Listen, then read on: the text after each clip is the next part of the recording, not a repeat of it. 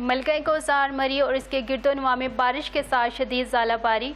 मरी में तेज़ बारिश, शदीद ज़ालाबारी से मौसम सुहाना हो गया।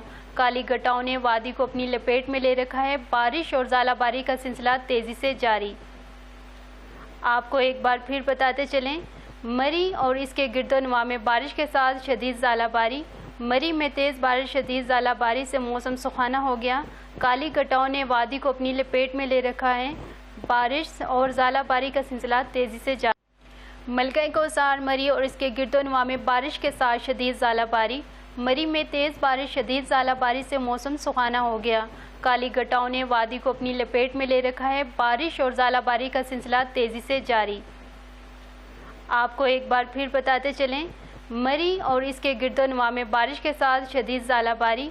मरी में तेज़ बारिश, शदीद ज़ालाबारी से मौसम सुहाना हो गया। काली घटाओं ने वादी को अपनी लपेट में ले रखा है।